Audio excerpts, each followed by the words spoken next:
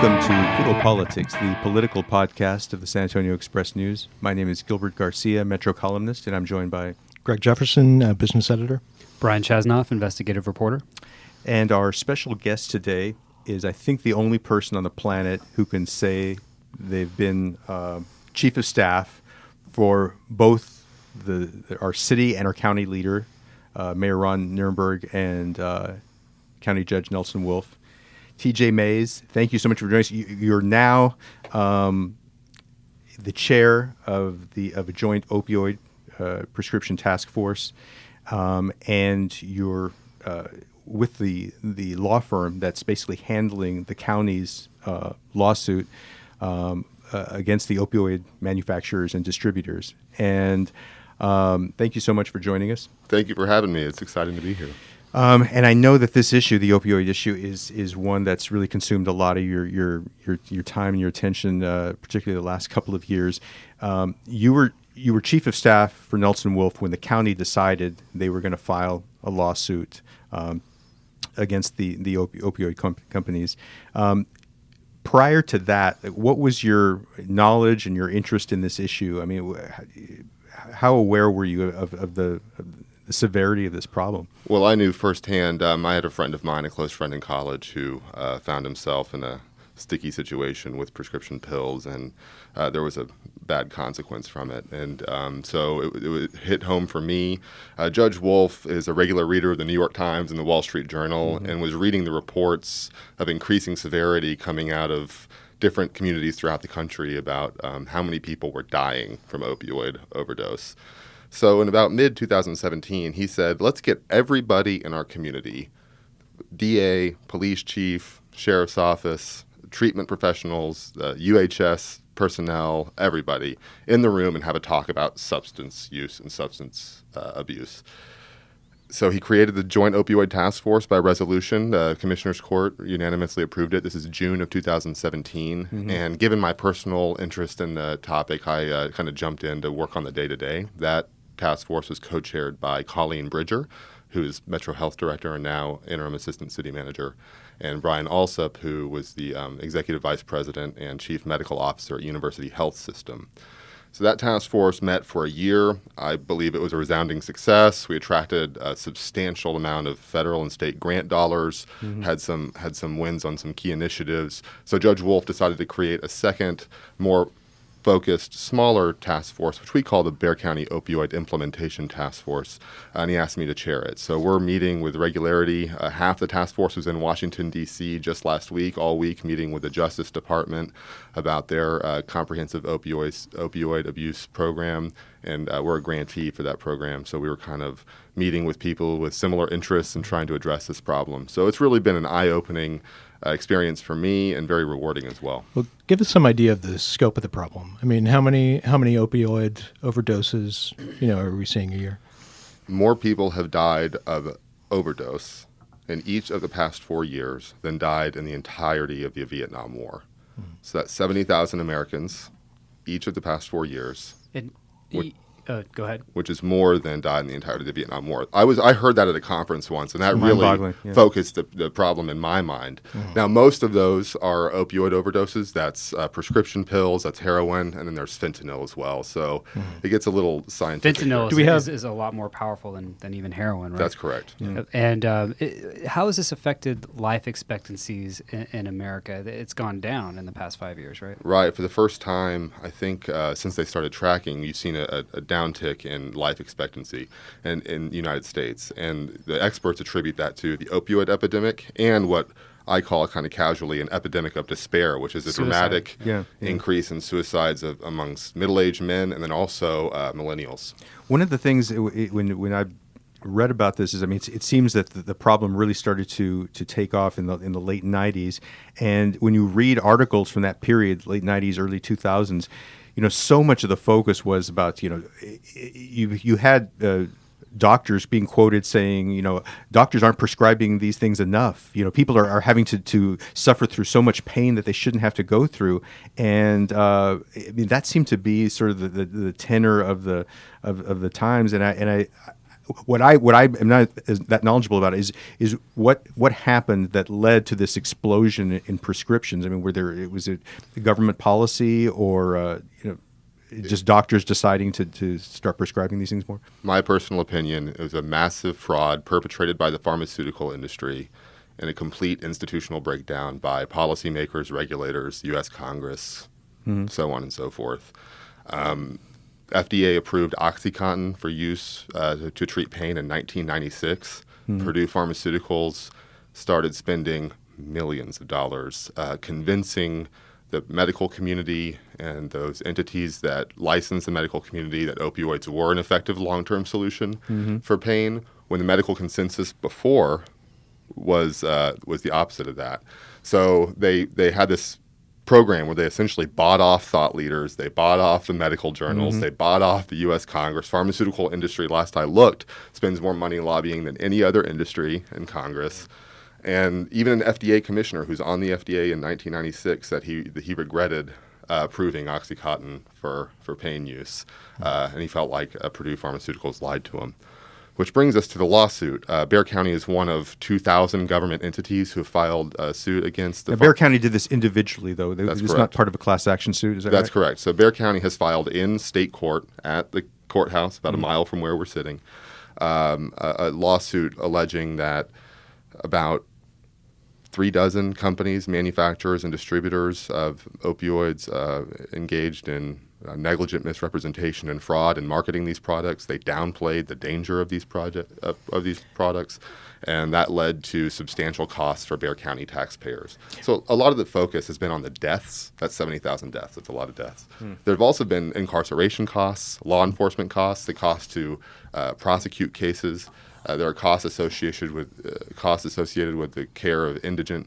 So the costs are substantial. So what's Bexar County claiming as far as damages in terms of incarceration costs, expenses through UHS, University Health System, and in deaths? So it would be premature for me to give you a number. I will tell you we had a meeting with every department head at Bexar County a week ago. That's last Monday.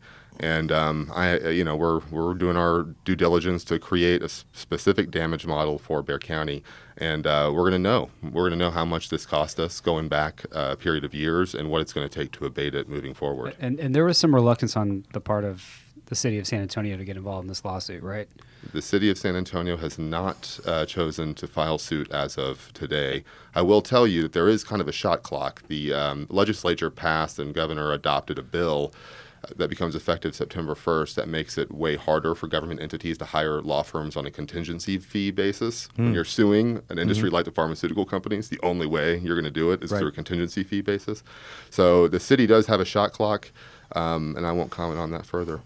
So, yeah, okay. But should we believe that there's a possibility that the city might... I don't know. Okay. You know how journalists operate. You say, I won't comment further, and we ask you another question. My wife is the chief spokesperson for the city, so Let's I just don't want to get on the wrong side of that. We could always just say silence is acquiescence. So, oh, go ahead. Oh, I'm sorry. I was going to ask you, what stage you're at with the lawsuit, and what kind of arguments you're hearing, or I don't know if you're at that point. Are you hearing or expecting to hear from the pharmaceuticals? So I'll tell you, I'm a lawyer by training and by trade, but I've spent the last 6 years or so working in local government, and I've learned a lot about how lawyers operate. So you have this multi-district litigation. It's consolidated into Harris County. All the government entities in Texas that are suing in Texas court, it's consolidated into Harris County for pretrial matters, and all the lawyers are just fighting with each other. And I know that's shocking to everybody here. They're fighting with each other. And then eventually there will be trials set, and we'll have a better sense of what the pharmaceutical companies will say in our case. What I will say is that Oklahoma, the state of Oklahoma, is suing Johnson & Johnson, and that trial is going on right now. You can watch it on YouTube if you're so inclined. I'm sure there are people who are. And you're hearing what their arguments are going to be. I think that the pharmaceutical companies need to stand trial in Bexar County and answer for what they've done. Now, this is kind of separate from the lawsuit, but a year ago, there seemed to be a lot of momentum for needle exchange programs where, you meet, those addicted to narcotics in parks, under bridges. and you trade clean needles for dirty ones just to stop, the spread of AIDS, HIV/AIDS, and hepatitis. And now it's just crickets. I mean, it seemed like something was finally going to happen after years of talk. What happened? I'm glad you brought that up. Yeah, why is there nothing going on? So it's the history of needle exchange in Bexar County is a little complicated. As it turns out, thanks to the leadership of the late Senator Ruth Jones McClendon, Bexar County is the only government entity in the entire state that has the legal authority to fund a syringe exchange program. What we know is that syringe services programs are a best practice to prevent death and the spread of disease associated with intravenous drug use. But the way the law was passed in 2007 kind of made it more difficult to implement, especially given who the district attorney was at the time. Mm-hmm. What we know now is that Joe Gonzalez is the district attorney. He's supportive of a syringe exchange program. We know that the Bexar County Opioid Implementation Task Force approved 2 weeks ago to recommend to the Bexar County Commissioners Court for the FY20 budget funding for a syringe services program. If the Commissioners Court approves that funding, it will be the first ever government-funded syringe services program in the state of Texas. Oh, okay. Cool. This program was developed in consultation with the Metropolitan Health District, the Office of Councilwoman Gonzalez, the Office of Commissioner Justin Rodriguez, the San Antonio Police Department, the District Attorney, the Sheriff, University Health System, and UT Health San Antonio. So just because we're not announcing anything doesn't mean it's not happening. We're doing a lot of legwork behind the scenes, and I hope that soon we'll have good news to announce. First in Texas.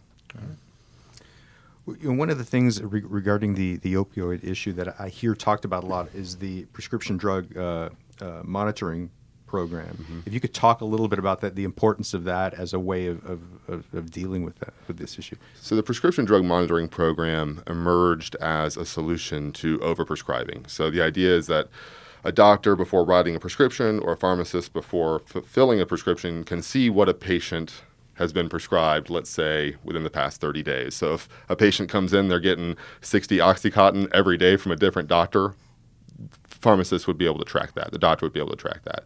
It turns out that implementation of a program like that is costly from a technological perspective, and it's time-consuming for a physician. So if you're a physician who sees 4 patients an hour, 8 hours a day, the 3 minutes it takes on a clunky prescription drug monitoring program system to figure out whether somebody had an Oxycontin prescription filled recently actually affects your bottom line and your ability to see and treat patients. So the bottom line is September 1st of this year, I believe it's going to be mandatory for physicians and pharmacists to participate. I was asked to testify to the Texas House Select Committee on Opioids and Substance Abuse last year. And one of the requests was substantial appropriations to integrate the prescription drug monitoring program with the electronic health records so that you have a more integrated system. So this will be mandatory statewide? Yes. Yeah. Okay. State law. Mm-hmm. One of the things that also comes up a lot, I think, is the issue of neonatal abstinence, that syndrome, and how, if you could talk. I'm guessing this is what newborns experience maybe when their mother is going through withdrawal from opioid addiction. Is that what's happening? So I'm happy to speak to that. There's a lot of leadership in this community on this issue. When we convened the task force in June of 2017, neonatal abstinence syndrome wasn't on the radar. Mm-hmm. But we had people showing up to our task force meetings saying, you need to look into this. Mm-hmm. It turns out, and this is crude data here, but about a third of the cases statewide occur in the 78207 zip code right here in Bexar County. And there's a woman named... I'm sorry to interrupt you, but any idea why we have such a... Well, 78207 has its issues surrounding poverty, child abuse. I mean, it's kind of cited as a zip code that has a lot of problems, especially when it comes to issues of economic segregation and the downstream issues that flow from that. But one thing I will tell you is there is some hope. Dr. Lisa Cleveland from the UT Health School of Nursing is the leader statewide on this issue, and she convenes a group of mothers who have sort of gone through this.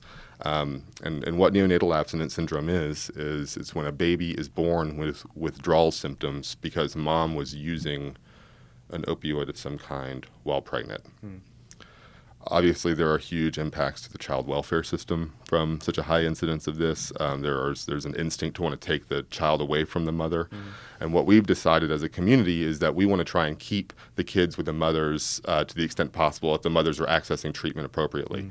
So we were able to put together a recovering housing program in partnership with the Health and Human Services Commission of the state of Texas, in partnership with UT Health San Antonio, and in partnership with CrossPoint. So right now, right by LaFond on Main, there is a housing facility where 16 people are living, where the mothers who have gone through this are getting the treatment they need on a residential inpatient basis. It's been highlighted by U.S. News and World Report as sort of a first in its kind, and it was a victory, I think, for our opioid task force and specifically for Dr. Lisa Cleveland. Also want to mention that Representative Minharez has been a key leader on this issue. She passed a bill called HB 405, which was neonatal abstinence syndrome awareness. So June of next year will be the first ever NAS Awareness Month, and thank you to Representative Minharez for that. Where does San Antonio rank as far as the large cities in Texas, as far as opioid, fatalities?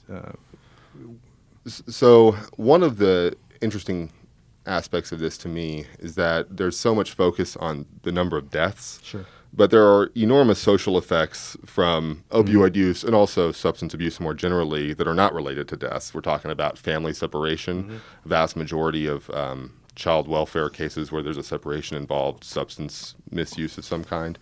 So it depends on the year where we rank, and the data is not great from a lot of counties. I can tell you that the problem is as bad here as it is anywhere in Texas in terms of deaths and in terms of social outcomes.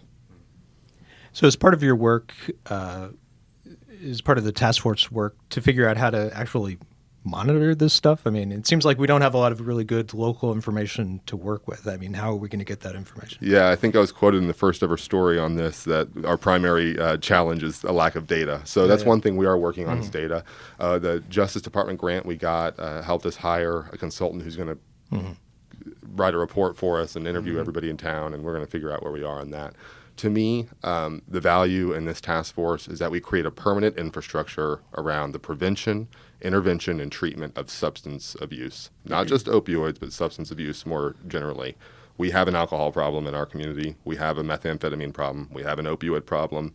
We have an emerging benzodiazepine problem. So opioid is the drug of choice now, but if you look through history, there will be a new drug of choice in the next decade. And we want public health professionals, law enforcement, medical community, treatment community working together and breaking down silos. Has the rate of prescriptions slowed since so much attention has come to this issue? Absolutely. And some would say it's slowed to a point where people are having to turn to street drugs to fulfill their addictions. And that's where the fentanyl comes in and people are dying. So what is fentanyl? I read something that it's so much more powerful even than it heroin. is more powerful. They call it a synthetic opioid. I'm not a scientist, so I'm not going to. I know it's a problem. I know more people are dying of fentanyl than pretty much anything else. And that's an illegal substance, or is that prescribed? It's a controlled substance. Okay. And then what's weird about these synthetic drugs is I just saw a stat on this last week. 5 years ago, there were 600 synthetic opioids. Now there are 3,600 synthetic opioids. So if you make something illegal, they'll just create a new one, and they'll create a new one. Yeah. The chemistry is so... Walter White is hard at work, I'll tell you that. Yeah, I mean, as someone who's dealing with this and trying to address it, I mean, is there this feeling that you're kind of trying to chase something that you're never going to catch? I know there's no alternative but to try to do that, but Absolutely. It has to be so frustrating. This brings me to what I believe is the best solution, which is way more aggressive prevention programs, because you can attack the supply side all you want, and they're going to find ways around that. I mean, the bad guys are going to find ways around that. You attack the demand side, there will be no supply side. Right. So we're working with school districts on aggressive prevention curriculum. That's sort of a best practice, and trying to get the word out. Limiting the excess pills that are available. Data shows that about half of people who get hooked on something like an opioid get it from a friend or a relative or a medicine cabinet. So having the proper pill disposal infrastructure in place to get unneeded pills off the streets and out of the market are helpful. But it's a prevention deal for me. Well, on a different subject, having you here, we can't resist asking you about this because of your unique experience, which I mentioned at the beginning. You're the only person who could really, I think, offer firsthand insight into the differences between the leadership style of our mayor Ron Nirenberg and County Judge Nelson Wolff. Having worked for both of them, and I think you worked for Ron Nirenberg when he was still a council member, District 8 council member. What would you say if you had to explain to people what the differences in how they handle their jobs? This is the uncomfortable phase. Yeah. That is uncomfortable. So just for reference, my first encounter with Ron Nirenberg was in 2012, and he was a neighborhood association president. And I was 26 years old and ended up volunteering on his campaign. My first encounter with the name Nelson Wolff, I was at a Sun Harvest store when I was 5 years old, and my dad said, the guy who owns the store is the mayor of San Antonio. And I thought, wow, that's just the coolest thing ever. So getting to work for him was a big deal for me, but also to work for Ron. I'll say that they're both leaders whose heart is in the right place, who want to do the best they can for their community. Ron is a very collaborative kind of leader. He seeks input from everybody, and sometimes, sometimes to a fault. And then the judge is definitely far more decisive, and he wants to move in a direction, and he wants to move there fast. I found that for me and everybody I know, their strength is also their weakness, and so So if you could merge the both of them into one kind of super being. I think that there's also a generational difference, right? So they're both good men. I learned a lot working for both of them about how to be a better person and also professionally, and it was a real treat to be able to do that, especially when there was the overlap when Mayor Nirenberg was mayor and Judge Wolff was judge, and I was working for the judge, and was able to sort of see them interact on some of the bigger conversations, because you will need collaboration between the two of them for the big challenges, right? So that's transit, that's the Amazon decision, sort of the big ones. They're on the same page. Did you have any hand in launching Mayor Nirenberg's acting career? His acting career? Did you see this? He's in the Challenger movie. I saw a screenshot. I have not actually seen the. I haven't investigated this further, but he's a good-looking guy. It doesn't surprise me. I just sort of thought it'd be a post-mayoral thing. Hold on, curious about the Challenger movie. What is Challenger this? disaster? I don't know the backstory as to how he got involved. I think Erica Prosper, San Antonio's first lady, told someone on Facebook that he did it as a favor for a friend. I don't know who. So he didn't get paid? I don't know. He appeared. He has some in a speaking movie lines, as a favor. apparently. He was just doing him It was a a cameo. favor. I think it was just doing him. I Just I doing him a think we know favor. what he's going to do after politics. Right. Right? We're going to investigate this further. We'll get back to yeah, it. We'll get back to you. We're just winging it here, but No. Just one question. So you were when he was when Nirenberg was still District 8 council member, you were his chief of staff for at least a couple of years. That's right. So given that experience, were you surprised at all by the weakness? Just to be honest about it, like he proved to be a fairly weak mayoral candidate when it came to re-election. Like, were you surprised at all? Did you see from your experience kind of what the problem might have been? By the time the campaign started to ramp up, it was clear that there was a large swath of voters who had felt neglected by the entire city council. And I think that there was some blame projected onto Mayor Nirenberg. What I've found about the mayor is that he has been exceedingly effective when he's bold and focused. For example, I remember in June of 2013, he had just gotten elected in this runoff that nobody, frankly, including me, expected him to win. right. And he said, you know what I want to do? I want to save this bat cave, out in the ETJ. And I was like, man, what? I said, I don't think you should do that. But sure enough, he's able to put $20 million of public and private money together to purchase this tract that's going to save this bat cave for eternity. Same with the Edwards Aquifer Protection Program. There's a lot of council resistance in 2014, 2015 to spend $100 million on aquifer protection with the sales tax.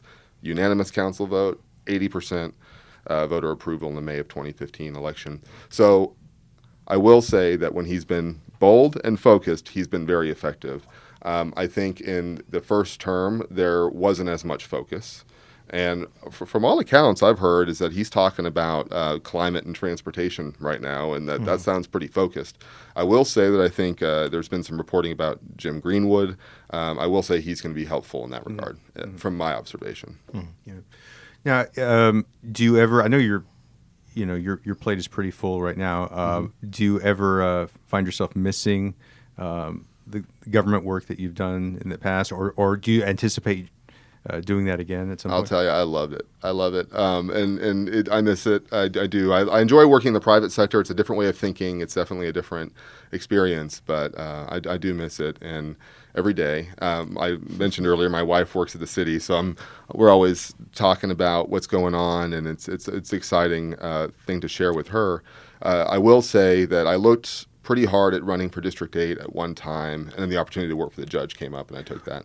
Now that was the year that Ron Nirenberg ended up running for mayor, right? That in 2017. Right. So I was planning in earnest in 2016. That whole June, I was writing op-ed, doing all the stuff you do, and then just had the opportunity to work for the judge. And I thought getting a PhD in local politics from the master was a better use of my time than going to city council. I don't regret that ever. Do you still live in District 8? I do not live in District 8 right now. I live downtown.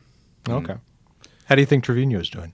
I voted for Roberto Trevino. Okay. He appointed me to the Port San Antonio board, and he's been pretty earnest about his sidewalk program, and I know that Judge Wolf is really supportive of his roof program too.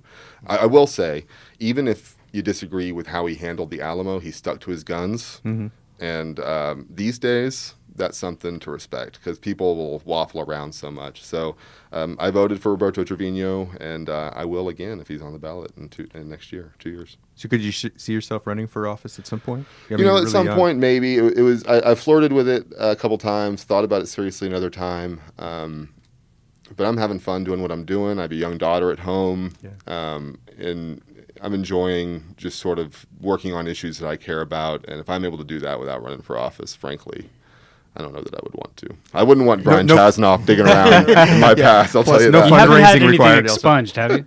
Never. Tell me now. Never. No reports. Wow. Well, on that note, I think we're that might be a good place to end it. I'm not sure. TJ Mays, thank you so much for joining us. Thank you for having me. Appreciate it. So for those of you listening, I hope you all have a happy 4th of July, and we'll be back next week. Take care.